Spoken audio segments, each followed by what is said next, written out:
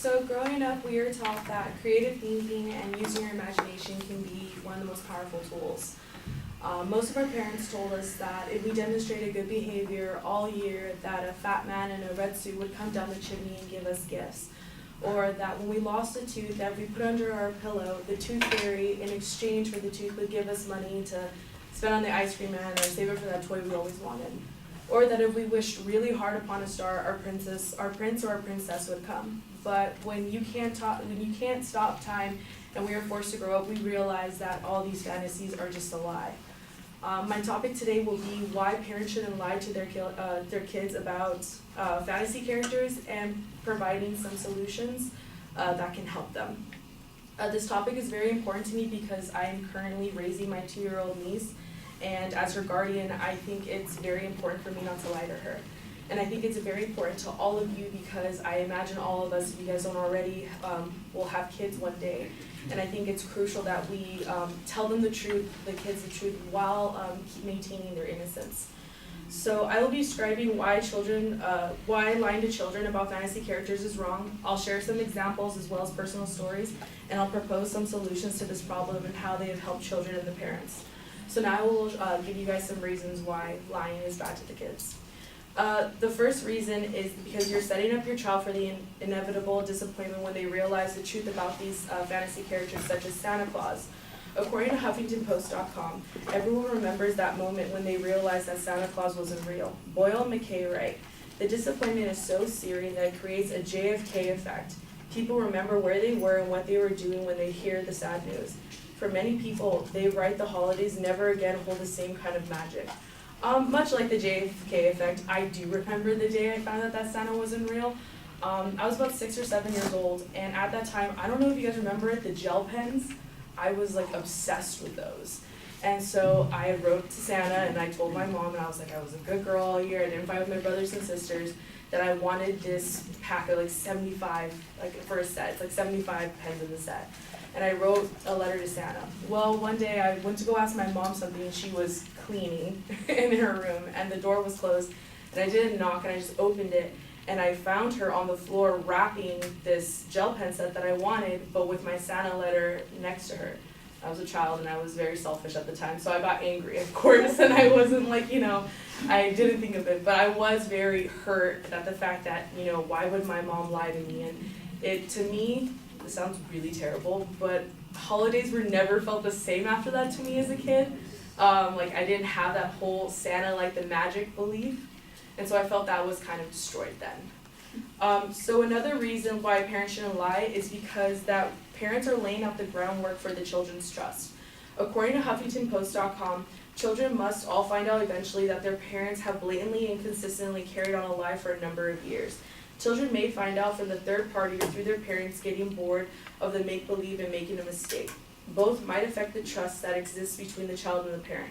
If adults have been lying about these fantasy characters, even though it has usually been well-intentioned, what else is a lie? If Santa isn't real, are fairies real? Is magic? Is princesses or princes? Is God? So, according to Shaylee Ann Scott, who is the author of a website, ParentingExpress.com, she says that they were not fully ready for the meltdown their eldest son Jack had when he found out the tooth fairy wasn't ready. She says when he found out, she remembers the look of just betray and confusion and just anger that the one person that he trusted the most in this world lied to him. And she even said that he looked directly at her and said, "I will never trust you again." Obviously, like I said, they're kids. They grow up, and he eventually trusted her again. But she does say that he does bring it up every once in a while because he has younger sisters. When she even resembles some type of white lie, he'll bring it up. So needless to say, Shaylee regrets her approach not only to the Tooth Fairy, but also all fantasy characters as well.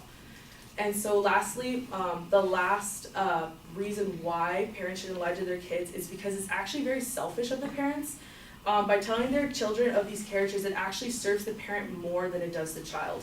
According to HuffingtonPost.com, it seems that by returning to a fantasy world, there is a comfort in being able to briefly re-enter childhood, which was a magical experience for many. A time where imagination was accepted and encouraged, but it becomes lost in the space and time of adulthood. The self-conscious recreation of myths seems to be as popular as it ever was. Might it be because of the harshness of real life requires the creation of something better, something to believe in, something to hope for in the future, or to return to a long-lost childhood a long time ago in a galaxy far, far away? An example of this is me. So when preparing for the speech, I asked my mom, like, why did you lie to me, Jason, and Lisa, like, growing up? Like, what was the purpose of it?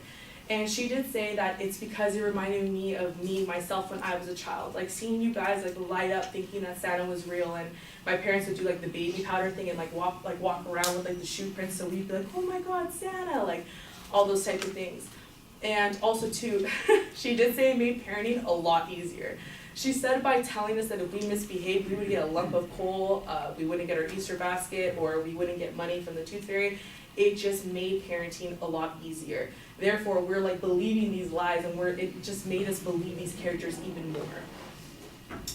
So now that I've provided some reasons on why parents shouldn't lie to their children about these fantasy characters, I will provide some solution to these problems. So I recognize that all children are different, and I recognize that, children react differently to certain things.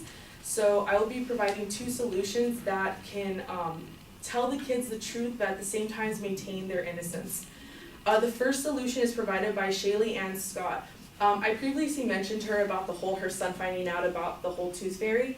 Her idea is actually, it's okay. I think it's okay, but it's like an idea of a game. So pretty much you tell your kids the stories about, the Easter Rabbit, Santa Claus, princes and princesses, Disney, and all and so forth. But you keep it to the story. So pretty much, so let's just say, Christmas comes around. You're going to tell your kid, we're going to celebrate Christmas, but like how Santa does it. So I will bring you gifts like Santa does, and we'll hang the stocking, and we'll celebrate like Santa. Or when Easter comes, we'll celebrate like the Easter Bunny. So it's just keeping it to the story. So that's one of the methods. The second method actually comes from, this is my favorite, Dr. Neil deGrasse. While on the Late Late Show with James Corden, James asked him, with your kids, with you and your wife's kids, do you guys keep it to fantasy or do you guys keep it to reality? And he said that he performed an experiment on his daughter. So when it came to when her teeth needed to come out, he told his daughter that he had heard that when you put you lose your tooth and you put it under the pillow, that the tooth fairy will come and put money there. So when she lost her tooth, he switched out the tooth obviously for money, and the next morning she woke up and she was like, Mom, Dad, I lost my tooth. And he questioned her, and he's like, well, how do you know? How do you know it was the tooth fairy? And she stated that, well, I just know that there's money there. So then she went to school and told her friends about what was going on, and her friends came with the idea, like, why don't you set up booby traps in your room? So she actually put foil crinkly paper on the floor so that if the tooth fairy walked across, she would wake up and hear it. And she also set up a little dream catcher so that way maybe she could catch the tooth fairy. Obviously they didn't work. So she went back to school with her friends, and they were like, okay, we think it's the parents doing this. So the next time somebody loses their tooth, no one tell their parents, and leave it under your pillow, and let's see if you guys get money. Clearly the tooth stayed a tooth. So that way his daughter debunked this whole fantasy and wasn't mad because he never lied to her. And it's like creating that whole little experiment. And he even states, he's like, this is how like adults should be acting, like creating these experiments and working through it. So as you can see, both of these solutions are both practical and ethical for children. So in conclusion, lying to children about fantasy characters is wrong because parents are setting up their child for disappointment. They're setting up the groundwork for their child when it comes to their trust, and it's selfish to lie to children because it serves more of the parent than it does the child. A few solutions include keeping the fantasy characters as stories and reassuring the children that they are not real. But it is okay to celebrate holidays like them, and to let the child perform their own experiments the way that they want to find out on their own, so with no lies are involved. So, like I said, I just recently came into guardianship of my 2-year-old, and she's going to be 2, and she's actually starting to ask about all these characters, and I've been trying to find a way to talk to her about it, because I just took her to Disneyland recently, and it's like the look on her eyes, like I cried when she saw like all these characters, and it was like, how do I tell her that, this is just a story? I've done a lot of research on this, and I think I am going to apply to this. So, yeah, I really hope it does work out. Thank you.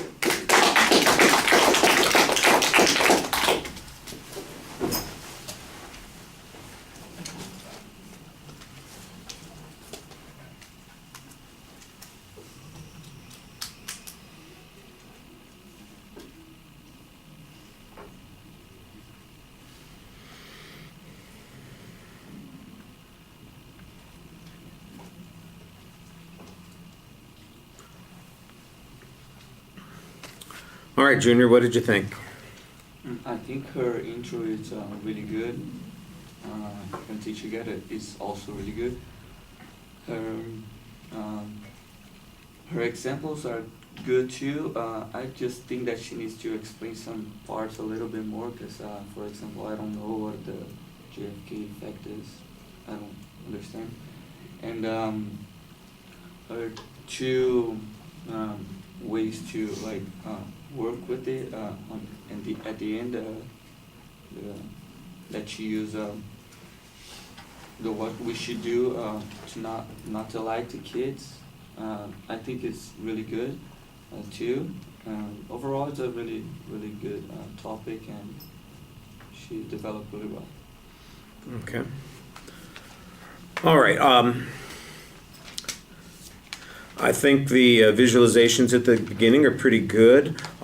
You clearly state what your position is. I do think that there's a huge equivocation in your argument about lying versus the stories, and you might want to spend a little bit more time talking about that because it's going to put people on the defensive in listening to your argument. So I do think that there's a good value to the thing that you're saying. There's also a very good preview of what the supporting structure is going to be. You've got some good examples to illustrate some points. The opinions that you cite are interesting, but they mostly seem to be anecdotal in nature, and we don't really get much of a sense of if there's been any research on this, the impact it has on relationships, that sort of thing. The point where you talk about it being selfish, I think that there's probably a legitimate point there, but in essence, if both benefit, it seems hard to describe it as being selfish. And when you say parenting is easier, I'm going, and why is that a bad thing?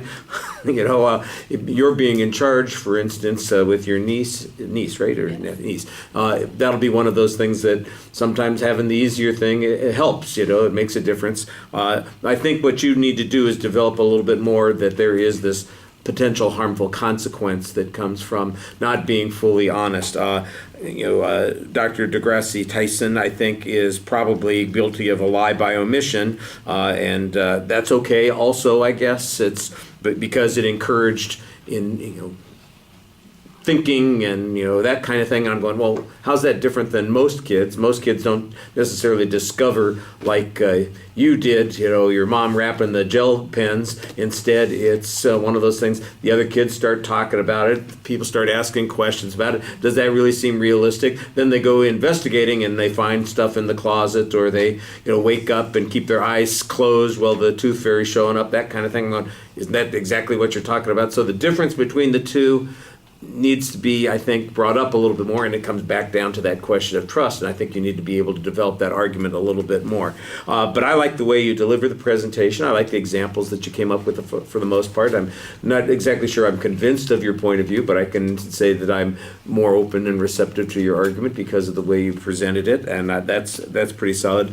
The JFK effect, by the way, just out of there might be more contemporary, that might be just a cultural reference. It's where you were when something happened. Everybody always remembers when something happened. And for my generation, I'm surprised that even you know what the JFK effect is. For your generation, it might be more like, The 9/11. Yeah, 9/11, although we're pretty much past that too for a lot of you folks. You're pretty young and you might not have much memory of that. When Michael Jackson died or, something like that, people remember where they were, what they were doing when they heard that sort of thing.